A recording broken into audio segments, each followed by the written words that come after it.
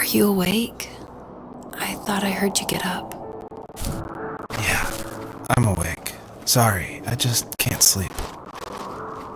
Are you thinking about him? Yeah, a bit. Usually get back to sleep, my love. I'm fine. No, it's okay. What else is on your mind? I don't know, it seems weird, but I had one of the most vivid dreams of my life. I saw a fox on a snowy mountain, just looking confused and worried. Those eyes. I can't get those eyes out of my head. She was running in the windy snow, looking for something. Do you think it has to do with you and what's been going on? I don't know. It was just a dream, Rachel. They're not meant to make sense. A lot's happened the past couple days, that's all. Well, if you're not going to sleep anyway, you should tell me. I want to hear. All right.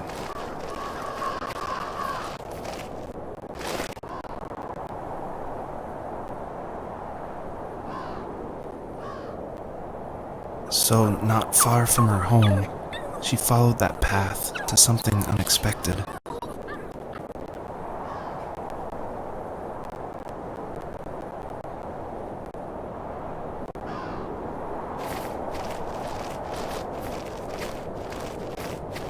She couldn't stay, though. She had to find her other 2 children. So she took that path. She followed it towards something ancient. Something with answers.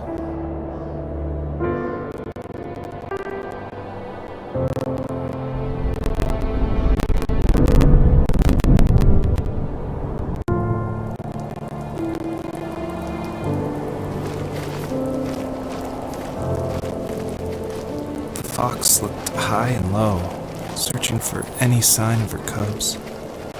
Points of light showed the way to this ancient tree.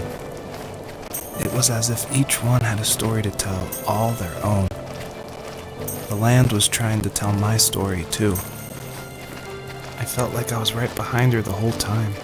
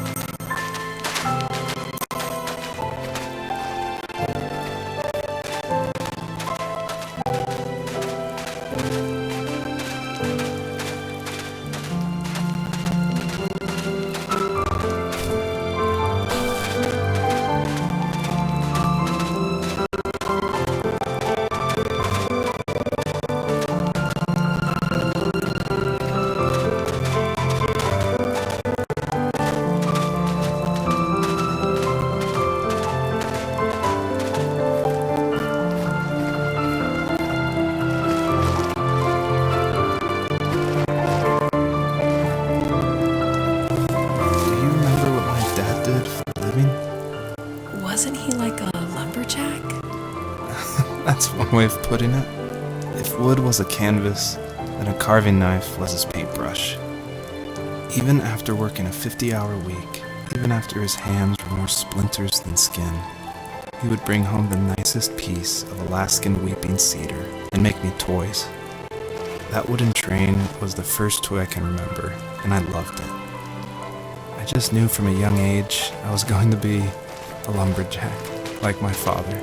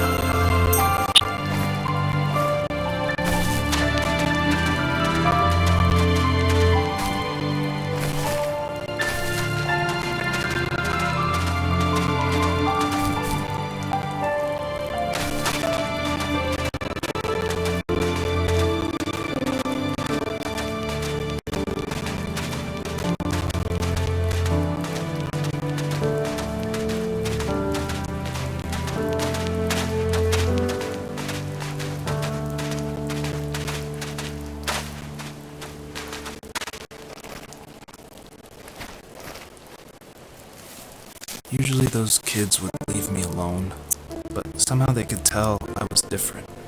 They made fun of how far away I lived. They called my dad a sourdough. I was a blabbermouth as a kid, telling my dad stories I made up for hours. But after that show and tell, I didn't tell him much anymore. He didn't know exactly what was wrong, but his best guess was that the toys he carved weren't cool enough. He carved me a tank and tried to tell me what it was like to be in a real tank as a serviceman. I didn't know your dad was in the military. Yeah, in the army. The sad thing is that I've pretty much forgotten until just now. There's so much I still don't know about him. I'm sorry. He knows how much you love him. You're going to see him again soon and have some closure, I'm sure.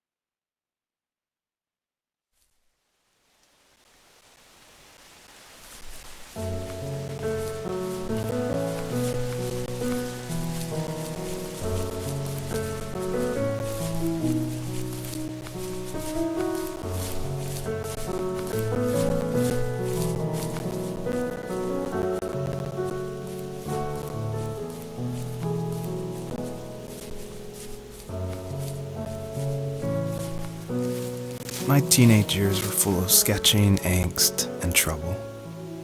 I wasn't popular or unpopular. Maybe just forgettable.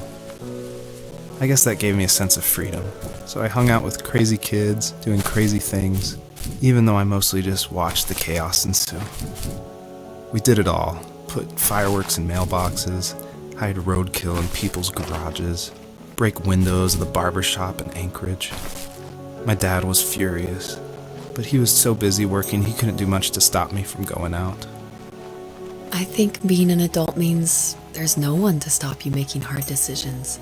He had to make a living, and he couldn't be in two places at once. Yeah, I realize that now. But at the time, I was sure he was more interested in growing his business than what was going on with me.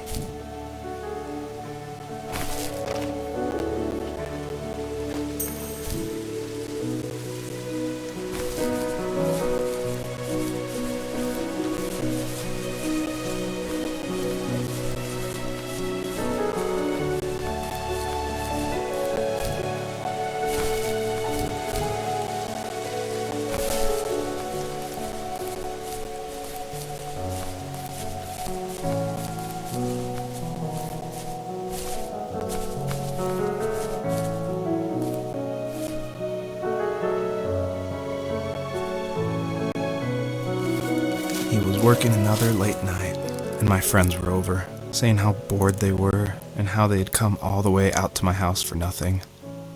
One of them mentioned how that old, ugly beyond belief truck was still in the garage, and how we should take it for a spin. I was only 15, so I kind of fought it for a while. The next thing I knew, we were careening around the mountain path, rocks spitting onto the sides of the cliff, while my dad's cringeworthy bluegrass blared out the speakers. I drove while my friends were in the back of that yellow and purple truck, throwing beer bottles and trash at anything remotely interesting. Felt like I was soaring in the air with borrowed wings.